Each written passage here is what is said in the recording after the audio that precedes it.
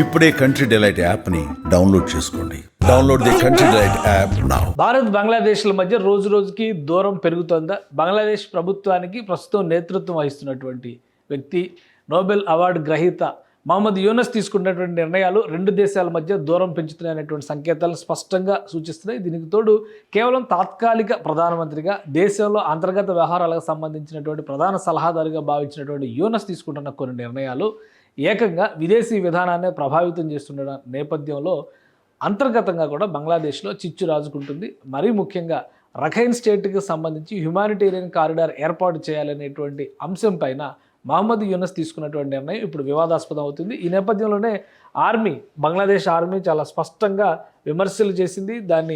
దాంతోపాటు బంగ్లాదేశ్లో ప్రజలు ఎన్నుకునేటువంటి ప్రభుత్వం ఏర్పడడానికి 2026లో ఎన్నికలు నిర్వహించే అవకాశం ఉందనేటువంటి సంకేతాలు ఇవ్వడం పైన కూడా తీవ్ర విమర్శలు రేగుతున్నాయి. ఈ సంవత్సరాంతంలోపు ఎన్నికలు పెట్టాల్సిందేనని ఆర్మీ చీఫ్ ఇప్పటికే ప్రకటించారు. ఆర్మీ చీఫ్ ప్రకటన పట్ల ప్రస్తుతం ప్రీమియర్గా వ్యవహరిస్తున్నటువంటి మహమ్మద్ యూనస్ ఎలాంటి నిర్ణయం తీసుకోలేదు. దీనికి తోడు ఆయన ఈ హ్యుమానిటేరియన్ కారిడార్ పేరుతో రఖైన్ స్టేట్ దగ్గర కల్పించాల్సినటువంటి అవకాశాలపైన అమెరికాతో కలిసి సంయుక్తంగా యాక్టివిటీని మొదలుపెట్టడం ఇప్పుడు వివాదాస్పదంగా మారుతుంది. అసలు ఈ రఖైన్ స్టేట్ ఏంటి, అలానే ఈ వివాదం ఏంటో ఒకసారి చూద్దాము. ఇందులో ఇక్కడ చూస్తే కనుక మనకి డేటా, ఇది బంగ్లాదేశ్ మ్యాప్, బంగ్లాదేశ్ని ఆనుకుని, ఇది బంగ్లాదేశ్ని ఆనుకున్నటువంటి మయన్మార్, అంటే మనం బర్మా అని కూడా అంటాం. సో ఈ ప్రాంతం, ఇక్కడ ఈ రెడ్ మార్క్లో ఉన్నది రఖైన్ స్టేట్. ఇప్పుడు ప్రపంచవ్యాప్తంగా ఒక పెద్ద సమస్య ఉంది, రోహింగ్యాలకు సంబంధించినటువంటి సమస్య. ఈ రోహింగ్యా ముస్లిమ్స్కి ప్రధానమైనటువంటి ఆవాస ప్రాంతం ఈ రఖైన్ స్టేట్. ఇక్కడ రాజుకున్నటువంటి వివాదాల ఫలితంగా వీళ్ళు ప్రపంచం అంతా కూడా, అంటే దేశ దాటి బయటికి వచ్చేసినటువంటి అటు బంగ్లాదేశ్లో, ఇటు భారతదేశంలో, ఇతర ప్రాంతాల్లో కూడా రోహింగ్యా శరణార్థులు ఉన్నటువంటి పరిస్థితి. అయితే ఇక్కడ బర్మా ప్రభుత్వంతో రఖైన్ స్టేట్ అంతర్గతంగా యుద్ధం జరుగుతున్నటువంటి పరిస్థితి ఉంది. ఇక్కడ బాధిత వర్గాలను ఆదుకునే క్రమంలో ఐక్యరాజ్య సమితి, అమెరికా నేతృత్వం వహిస్తున్నటువంటి బృందాలు ఇక్కడ హ్యుమానిటేరియన్ కారిడార్ని ఏర్పాటు చేయాలి, దానికి బంగ్లాదేశ్ వేదిక కావాలనేటువంటి విజ్ఞప్తి చేసింది. అయితే స్థానికంగా ఉన్నటువంటి ప్రజాప్రతినిధులతో కానీ, రాజకీయ పార్టీలతో కానీ ఎలాంటి సంప్రదింపులు లేకుండా మహమ్మద్ యూనస్ ప్రభుత్వం ఒక ఏకపక్ష నిర్ణయాన్ని తీసుకుంది. హ్యుమానిటేరియన్ కారిడార్ ఏర్పాటుకు సంబంధించి కాక్స్ బజార్ పేరుతో, ఇది బంగ్లాదేశ్లో చిట్టగాంగ్ ప్రాంతంలో వచ్చేటువంటి ప్రదేశం. ఇక్కడి నుంచి ఆ సహాయక చర్యలు నిర్వహించేందుకు కావాల్సినటువంటి వసతుల్ని కల్పించడానికి యూనస్ ప్రభుత్వం గ్రీన్ సిగ్నల్ ఇచ్చింది. అయితే ఈ కక్సస్ బజార్ రాబోయే రోజుల్లో అమెరికాకి సైనిక స్థావరంగా మారేటువంటి ప్రమాదం ఉందనే హెచ్చరికలు వస్తున్నాయి. దానిపైన రకరకాల అనుమానాలు వ్యక్తం అవుతున్నాయి. వీటన్నిటి నేపథ్యంలో భారతదేశంతో కూడా దూరం పెరుగుతుంది. వాస్తవానికి భారతదేశాన్ని కూడా ఈ సైనిక సహాయ చర్యల కోసం అవకాశం కల్పించాలనేటువంటి విజ్ఞప్తిని ఐక్యరాజ్య సమితి నుంచి వచ్చింది, కానీ భారతదేశం దానికి అంగీకరించలేదు. ఎందుకంటే ఇక్కడ జరుగుతున్నటువంటి పోరాటానికి అరకన్ ఆర్మీ నేతృత్వం వహిస్తుంది. అరకన్ ఆర్మీకి భారతదేశంతో కొంత సత్సంబంధాలు ఉన్నాయనేటువంటి ప్రచారం కూడా జరుగుతుంది. ఈ నేపథ్యంలో ఇప్పుడు యూనస్ ప్రభుత్వం తీసుకున్నటువంటి నిర్ణయం, అలానే ఎన్నికలను వెనక్కి తోసేటువంటి ఆలోచన, ఈ రెండు అంశాలపైన కూడా తీవ్ర వ్యతిరేకత వస్తుంది. ఇది భారతదేశానికి సంబంధించినటువంటి ఒక మ్యాప్. ఈ మ్యాప్ని చూస్తే కనుక భారతదేశం కూడా ఇక్కడ రవాణా పరంగా రఖైన్ స్టేట్తో ఒక ఒప్పందం చేసుకోవడం ద్వారా ఇవి ఈశాన్య రాష్ట్రాలకి మనకు ఒక ప్రధాన సమస్య ఏమవుతుందంటే, ఈశాన్య రాష్ట్రాలకు వెళ్లేందుకు ఈ చికెన్ నెక్, ఈ ప్రాంతం మాత్రమే మార్గం. ఇది అస్సాం గుండా వెళ్ళేటువంటి, సిక్కిం అస్సాం గుండా వెళ్ళేటువంటి ప్రాంతం, సిలిగురి కారిడార్ అంటారు దీన్ని. అయితే ఇక్కడ విస్తారమైనటువంటి జలమార్గం ఏర్పాటు చేసుకునేటువంటి ప్రయత్నం భారత ప్రభుత్వం చేసింది. దీనికి కౌంటర్గానే యూనస్ ప్రభుత్వం ఇప్పుడు ఒక కీలకమైనటువంటి నిర్ణయం తీసుకుంది.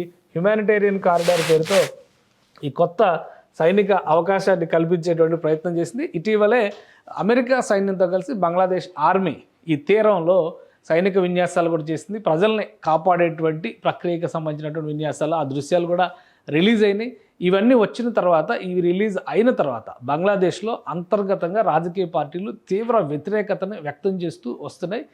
వ్యూహాత్మకంగా మహమ్మద్ యూనస్ తన పదవిని పదిలం చేసుకునేటువంటి కుట్ర పన్నుతున్నారనేటువంటి ప్రచారం కూడా జరుగుతుంది. ఈ నేపథ్యంలోనే ఆర్మీకి నేతృత్వం వహిస్తున్నటువంటి ఆర్మీ అధికారులు చాలా సీరియస్గా ఈ అంశాన్ని కన్సిడర్ చేస్తున్నట్టుగా చెప్పడం, అలానే డిసెంబర్ 2025లోగా ఎన్నికలు జరగాలి అనేటువంటి వాదనని వినిపించడం, ఈ నేపథ్యంలో ఇద్దరి మధ్య కొంత గ్యాప్ వచ్చింది. ఆయన రాజీనామా చేసేటువంటి అవకాశం ఉంది, మహమ్మద్ యూనస్ రాజీనామా చేసేటువంటి అవకాశం ఉంది అనేటువంటి ప్రచారం జరుగుతుంది.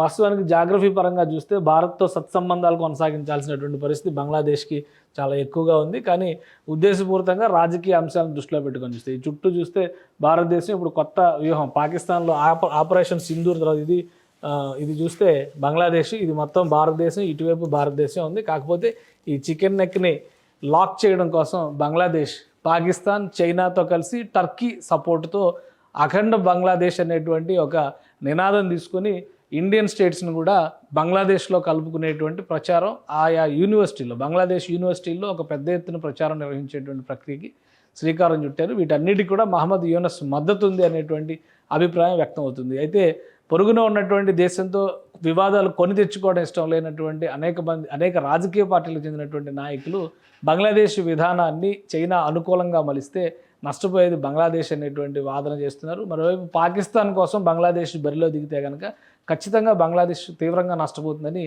బంగ్లాదేశ్లో ఉన్నటువంటి ప్రతిపక్ష పార్టీలు మహమ్మద్ యూనస్కి వార్నింగ్ ఇస్తున్నాయి. ఇది ఎటువైపు దారితీస్తుంది, బంగ్లాదేశ్లో కూడా అంతర్గత సంక్షోభానికి దారితీసేటువంటి ప్రమాదం ఉంది, సంకేతాలు ఉన్నాయనేటువంటి ప్రచారం జరుగుతుంది. అలానే అరకన్ ఆర్మీతో కనుక పెట్టుకుంటే గతంలో కూడా చిట్టగాంగ్ ప్రాంతాన్ని ఆక్రమించడం కోసం అరకన్ ఆర్మీ విస్తృతమైనటువంటి ప్రయత్నాలు చేసింది. భారత్ సహకారంతోనే దాన్ని అప్పట్లో తిప్పికొట్టగలిగింది బంగ్లాదేశ్.